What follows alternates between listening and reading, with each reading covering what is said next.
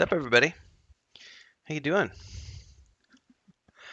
Chris is laughing at me because it's like she's like progressively you stop caring less and less about the bed, and I'm like I don't really care about the bed behind me. I was literally sleeping for 3 hours with my two little kittens who got home from being spayed, and I just realized I hadn't done my episode today, so I needed to get it done. And because I'm crunched for time today, I'm going to be doing something a little different. Rather than read the chapter and then take notes, I'm going to be reading the chapter and doing my notes here, and then I'll cut this together into the episode that it's going to be. Um, we'll see how that goes. I've never done it like this before, but I'm crunched for time, so I don't have time to read, take notes, then record, and then edit. So I'm just going to record and edit. Um, welcome to the latest episode of Monday's Middle Earth. I'm Tim Anderson, aka Renfell, the Bearded Dwarven Princess. We are on the last chapter of the Two Towers right now. I don't know if you can see that because of the glare. It's not going to want it. Oh, yep. The choices of Master Samwise. Um, and we're about to find out what happens, at the end of this book. I have vague remembrances, but we're going to find out for sure. If this is your first time here, like, subscribe, hit the bell icon, all those good things so you get updates like this. Check out the rest of the episodes in this series. If you are a returning visitor, welcome back. In either case, the best way to support the channel is with a membership down there. There's 3 tiers of memberships. We're doing lots of different things for members. And if you don't want to do a monthly sub, you could just do a one-off super thanks down below for whatever amount you want. And then on live streams and premieres, you can do super chats. There's also the Patreon page.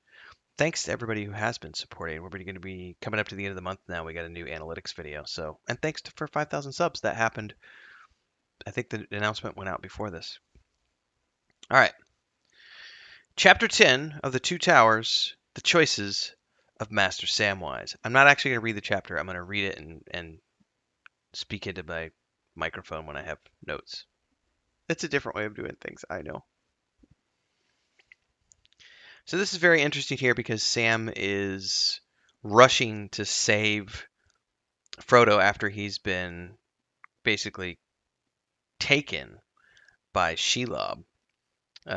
The way this is laid out, Frodo was already bound in cords wound about him from ankle to shoulder, and she was dragging his body away. And it says that on the ground was Sting, where it had fallen from Frodo's grasp. And Sam doesn't waste a minute. He just grabs the sword and springs forward with a yell.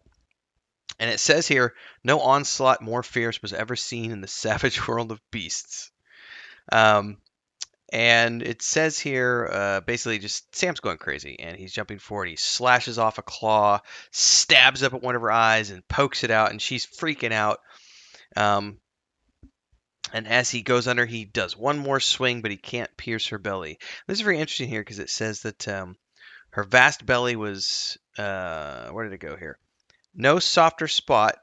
So she's not as dragons are. So she doesn't have any soft spots save for her eyes. So it doesn't hurt her. But then she tries to smother him with her belly, and Sam just basically shoves the sword up, and she impales herself on the sword.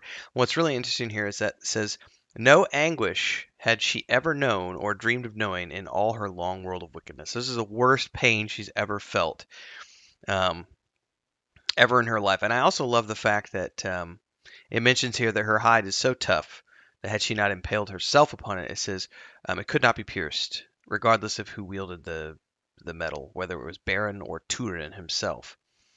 Um, so um, she basically, at this point, is freaked out and springs backwards, and there's a moment here of respite. This is creepy. So as he's hovering over Frodo, he sees her just a few paces away, eyeing him, all wounded. Um, and she's about to crouch on him. She's about to jump on him and eat him, basically. All right, so he's gonna pull forth the vial of light, starlight. You know, and it says then his tongue was loosed and voice cried in a language which he didn't know. The same as Frodo, by the way. So they're shouting in Elvish. Come on, you brute! You've hurt my master, and you'll pay for it. So basically, the light enters her wounded eyes, and she, for the first time, I think, in her life ever, cowed at last, shrunken in defeat, um, retreated, which I don't know that Shelob has ever retreated from anything in her life, and she was defeated by a hobbit. Ooh, it says here that as Sam had run forward. No, no, this is the part when Frodo had run forward in the last chapter, eager to be free of the tunnels. Shelob had jumped upon him and stung him, and so it says he's stung in the neck, and he's basically, to all appearances, he's dead. And Sam here is freaking out because it looks like Frodo's dead. Oh man, this is. I don't want to cry again on camera. Frodo, Mr. Frodo, don't leave me here alone. It's your Sam calling. Don't go where I can't follow. Wake up, Mr. Frodo. Man, that's powerful, powerful stuff. Ooh, it says here that he got so angry that he ran around, stabbing the air and smiting the stones and shouting challenges until a black despair came over him.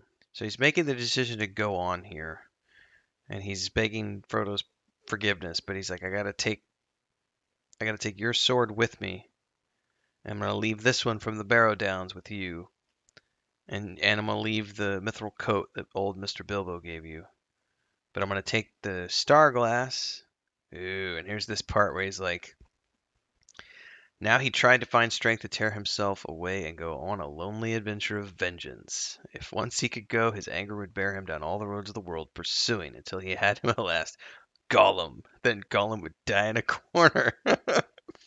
Oh, this is great.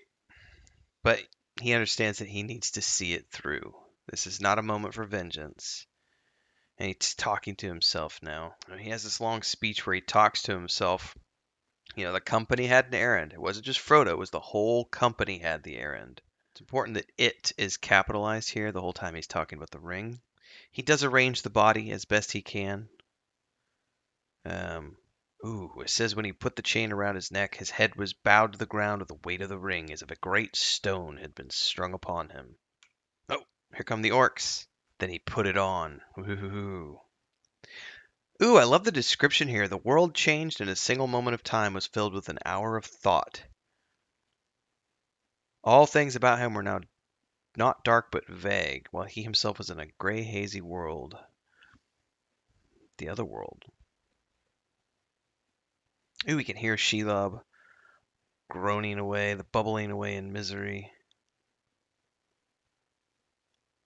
I love the speeches here between the orcs. Wait, there's something here, lying right in the road. A spy, a spy. So they've taken Frodo's body. He doesn't know why, and he's trying to catch up with them. So the orc captains are talking about Frodo, how to report this. There's a lot of dialogue with the orcs here, which is really brilliant because we get some insight to these guys have been told that spies are feared on the stairs, and the Nazgul are uneasy. Put double vigilance everywhere. They think there's a large elven warrior with an elven sword loose running around stabbing orcs, stabbing Shelob and ready to kill orcs. So this is the moment when Sam realizes that Frodo's not dead as he listens to the orcs. He's just been stung, and now he feels like an absolute idiot. But he's gonna follow. Oh, it says he beats on the stone with the hilt of the sword. He's so upset. The great door slammed to. Boom! The bars of iron fell into place inside. Clang! The gate was shut. Sam hurled himself against the bolted bronzen plates and fell senseless to the ground. He was out in the darkness. Frodo was alive, but taken by the enemy. And that is the end of the Two Towers. It's been a bit of a journey to get here, hasn't it? We started this read through months ago. I thought it was going to be something we would do in like 6-8 weeks. And instead, we're just now coming to the end of the Two Towers. I don't even know how many dozens of episodes we've done at this point. Next week's episode is going to be a recap of the Two Towers before we get into the read through of Return of the King. And then after the Return of the King, we're doing the Silmarillion. So hopefully you'll be sticking around for all of this. Like, subscribe, hit the bell icon, support in all the ways that I talked about at the beginning of the episode. The easiest being memberships and, of course, the one-offs. If you don't want to do a monthly, just drop a super thanks down below. And I'll see everybody in the next episode. Don't forget to leave your comments below. Happy reading, everyone. Cheers.